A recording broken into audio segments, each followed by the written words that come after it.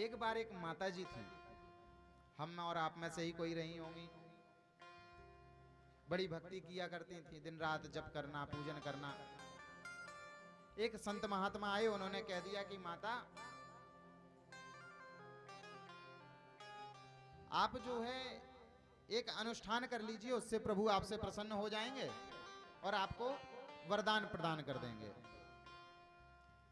अच्छा, माता जी पूजा पाठ तो खूब किया करती थी, लेकिन मन में द्वेष भावना जो है वो बहुत थी। माता जी ने लालचवश वह अनुष्ठान कर भी लिया और प्रभु की कृपा से प्रभु प्रसन्न भी हो गए और सामने आकर के बोले कि हे देवी, हे मां, मांगो क्या मांगती हो।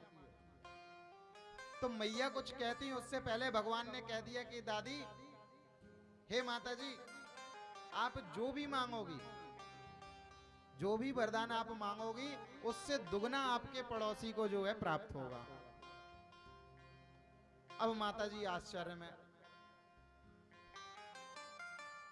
बोली, हमने अनुष्ठान किया, हमने पूजन किया, हमने व्रत रखा, 11 दिन से हम भूखे थे, हमें तो प्राप्त होगा सो ठीक है, हमें तो मिलना चाहिए, हमने कर्म किया है। लेकिन बगल वाले ने तो कोई कर्म नहीं किया, उसको कैसे मिले? भगवान बोले, मैया जल्दी मांगो, हमें दूसरी जगह भी जाना है। तो माता जी ने कहा चलो ठीक है, अभी बहुत वरदान बाकी हैं, पहले यही मांग लेते हैं। बोले एक बढ़िया सा जो है घर बन जाए। प्रभु की इच्छा से बढ़िया सा घर बन गया। पड़ोसी के यहाँ पे 2 घर बन गए, 2 महल तैयार हो गए। मैया ने कहा एक बढ़िया सी गाड़ी जो है हो जाए। प्रभु ने कहा तथास्तु। मैया के यहाँ पर 1 गाड़ी और पड़ोसी के यहाँ पर 2 गाड़ियां हो गई। चलो इतना भी ठीक था, कोई बात नहीं, पड़ोसी है। माता जी ने मन मार के सोच लिया ठीक है, कोई बात नहीं। माता जी ने कहा कि हमारा जो एक कमरा है वह सोने से भर जाए और हमारी बहू के कोई संतान नहीं है तो एक जो है पुत्र हो जाए। भगवान ने फिर कह दिया तथास्तु। अब माता जी के यहाँ पे 1 कोठरी भरी और बगल वाले के यहाँ 2 कोठरी भर गई। माता जी के यहाँ पे 1 पुत्र और बगल वाले के यहाँ पे 2 पुत्र हो गए। अब माता जी परेशान, बोले भगवान ये तो सब गड़बड़ हो रहा है, यदि ऐसे ही बढ़ता रहा तो हम तो बर्बाद हो जाएंगे। क्यों? क्योंकि हम बगल वाले से कम रह जाएंगे। हम और आप वास्तविकता में परेशान क्यों हैं? क्योंकि हम बराबरी करने की सोच रहे हैं। वास्तविकता यह है कि कोई किसी की बराबरी नहीं कर सकता। आप अपनी जगह श्रेष्ठ हैं, दूसरा अपनी जगह श्रेष्ठ है। माता जी बोली भला तो खूब हो गया, अब कुछ बिगाड़ भी दिया जाए।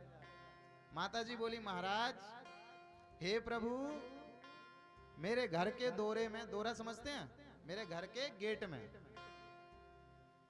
मेरे घर के मुख्य द्वार पे एक कुआं खुद जाए। अब चूंकि आशीर्वाद तो आशीर्वाद था, भगवान प्रतिज्ञाबद्ध थे, तो माता जी के द्वार पे 1 कुआं और बगल वाले के द्वार पे 2 कुआं खुद गए। अब माता जी ने कहा ये तो ठीक हुआ, गाड़ी वाड़ी बाहर नहीं निकल पाएगी, लेकिन अब क्या किया जाए? काम करो, हमारी एक आंख ही फूट जाए। भगवान बोले तथास्तु। अब अम्मा की तो 1 फूटी, बगल वाले की दोनों जग। अब माता जी जैसे ही बाहर निकली तो 1 आंख थी तो वो तो देख के निकल गई, 1 कुआं था, साइड से थोड़ी जगह होगी तो वो तो निकल जाती।